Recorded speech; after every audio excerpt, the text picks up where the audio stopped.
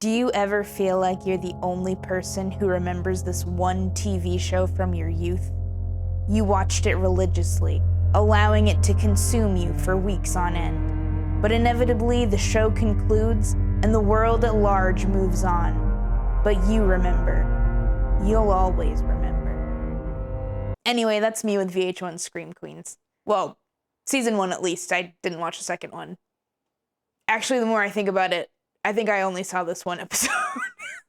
Anyway, continuing with my spooky Halloween theme I'm trying out this October, I decided to revisit this show, and man, did it not disappoint. Not to be confused with the later Ryan Murphy program, VH1's Scream Queens was a reality show in which 10 unknown actresses competed for a role in the then upcoming Saw 6 feature. Now, I know a huge part of my audience is around my age, but I feel like I should just say that you cannot underestimate how huge the Saw series was when this was coming out. So, at the time, this was a huge deal. Speaking of, I want to play a game. First person to support my channel by liking, commenting, and subscribing wins my undying love and affection.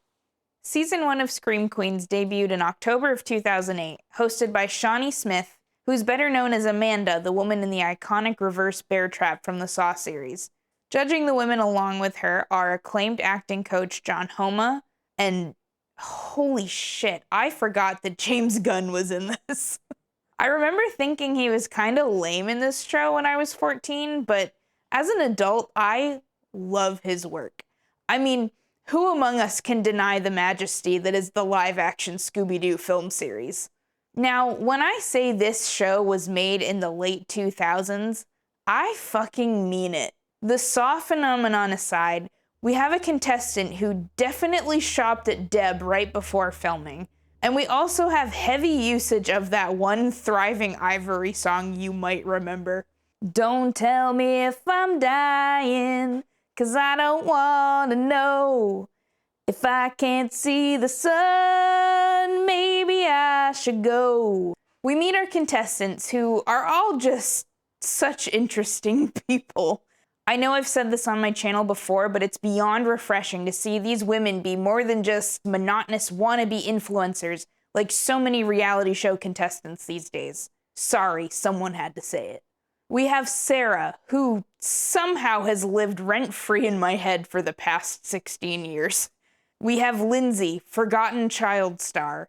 And then when I was 8 years old, I did an ABC sitcom, and then I did a Nickelodeon show called Caitlin's Way. We have Tanidra, the underdog among underdogs.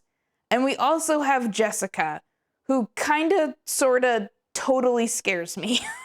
The contestants meet the judges, and as Shawnee announces the first acting challenge of the season, an axe-wielding homicidal maniac bursts through the wall. Am I gonna get in trouble with YouTube for that one? Oh yeah, most definitely.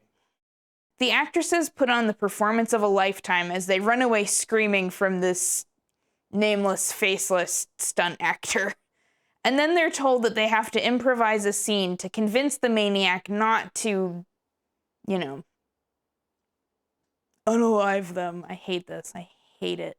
The winner of this challenge will receive a callback, which is this show's fun way of saying immunity without saying immunity. A lot of the women use very different methods to stop the maniac, like Michelle. I'm pregnant with our only child, you bastard! Kyla. You know that you're gonna miss me. You know that you love me still. Lena.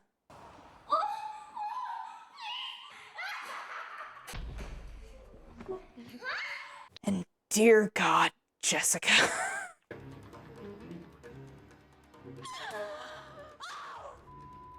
I'm psycho. Come over here and play with me. Remember when I said Sarah has lived rent-free in my head?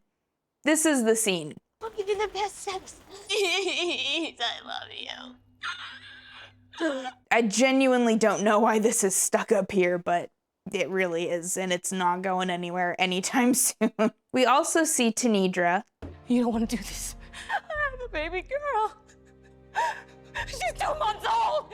You don't want to do this. This is not you. I know it's not you. And here is where I'd like to point out that this woman has no formal acting training at all. And guess what? She wins the callback. I love a good underdog, I really do. After the challenge, the women are treated to champagne, and then we have an obligatory 2000s reality show hot tub scene. They all had one of those, didn't they? Now, while I'm sure this hot tub scene was mostly included for obvious male gaze reasons, it actually shows a lot about these contestants' character.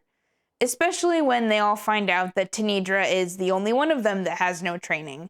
They all make these little, judgmental comments, and I'm 99.9% sure that it was just to psych her out because they were all really jealous of her performance. You gotta somehow study. You've never done any acting classes at all? I would just lock myself in the room and memorize all these movies and then play them back and then just act out every single scene, every single character. Yeah, whatever works, you know what I mean? Yeah, so that's what, but I've never It's so hard in your own head to be able to get a different perspective just from hearing yourself act over and over again. After scrolling through Reddit, as I'm wont to do, I saw a lot of people talking about how much they loved Lindsay. I'm not sure if it has something to do with the nostalgia factor of her former Nickelodeon career, but the way she treated Tanidra in this moment really rubbed me the wrong way. Team Tanidra 100%. I loved her then, and I love her more now. The next day, they meet John Homa for an acting class. And remember when I mentioned the male gaze? Well, here's some more of it for you. Ladies, pick a piece. All right, look, I would like each of you to eat this piece of fruit as seductively as possible. But according to John Homa, they all do it, well. Guys, geez. Look, I asked for a simple seduction. I get a bunch of girls having sex with fruit. He makes the girls try it again, only this time they have to eat seductively and then realize halfway through that they've been poisoned. The actresses fare a lot better this time, but Joanne is really struggling. Kyla is a little Gross. in her attempt, but she's able to muster up some tears to save the performance.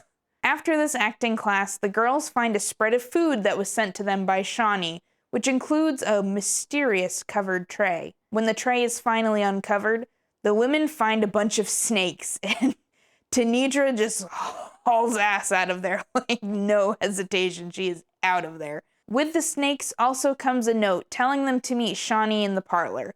And here is where Shawnee earns her paycheck this episode.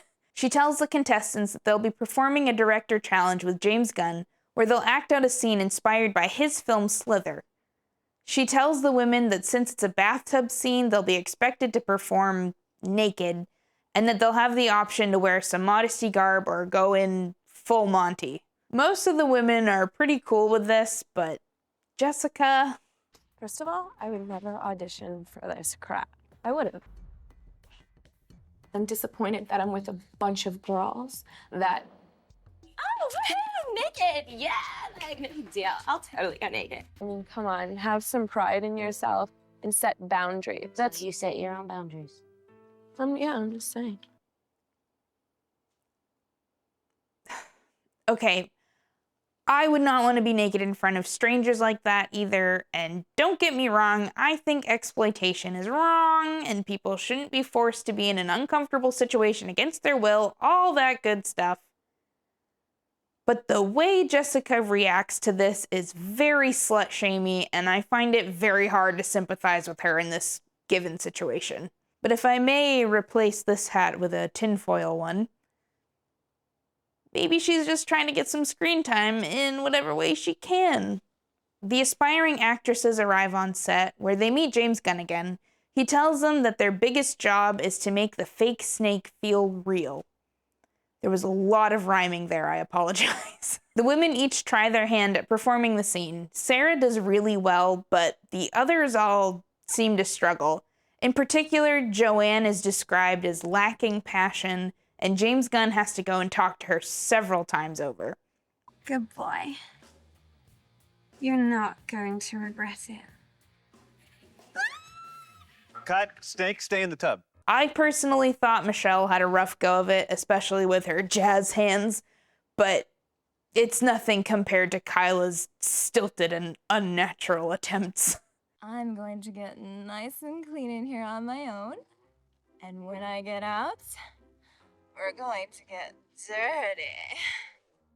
And then it's Jessica's turn. And after all that bluster about performing nude, she is the only one with her tits out. And boy, are they out. I honestly wouldn't care, nor would I have brought it up in this. But after all of that ranting and raving, I'm starting to think my tinfoil hat theory was correct.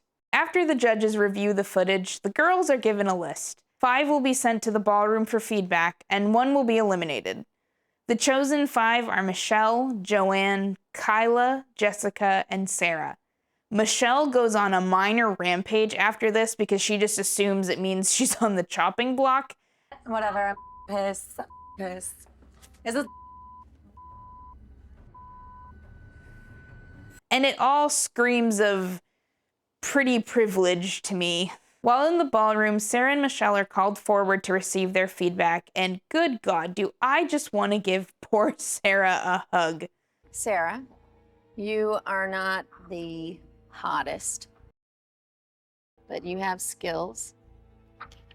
The whole, you're not the hottest, but you have skills, just gives me flashbacks to when I worked at a summer camp and one kid told me that I was, and I quote, actually really pretty with my hair down. And digging the knife deeper into poor Sarah, Michelle is praised for nothing if not her good looks. And she's even described as the polar opposite of Sarah. And I'm starting to remember why I was really rooting for Sarah when I was 14. We learn that Sarah and Michelle, for some reason, are the top 2 in this director challenge, and thankfully Sarah ends up as this week's leading lady, aka the winner.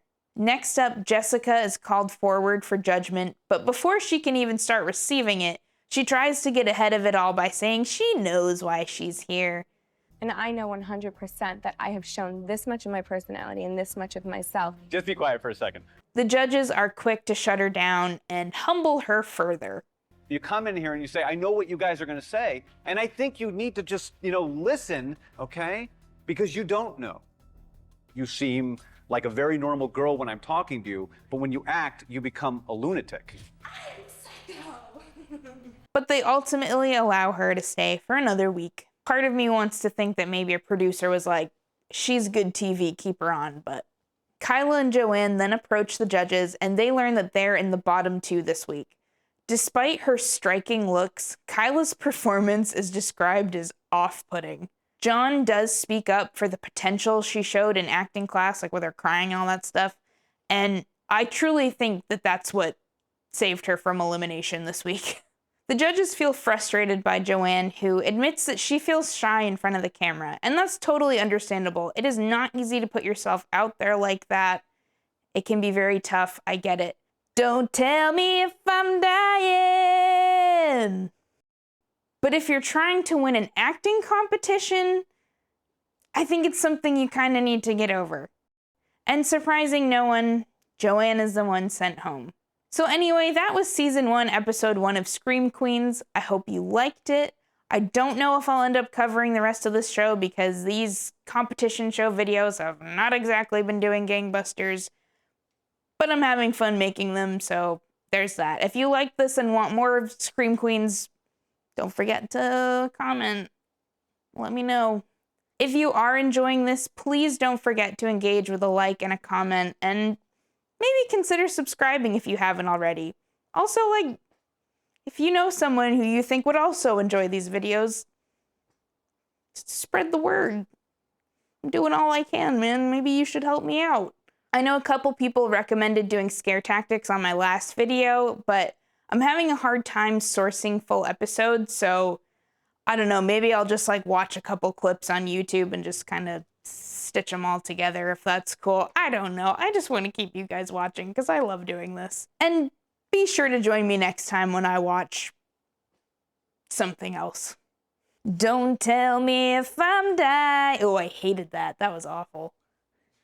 That was really bad. Don't tell me if I'm dying. I lost it there. That actually did go better than I thought it was going to.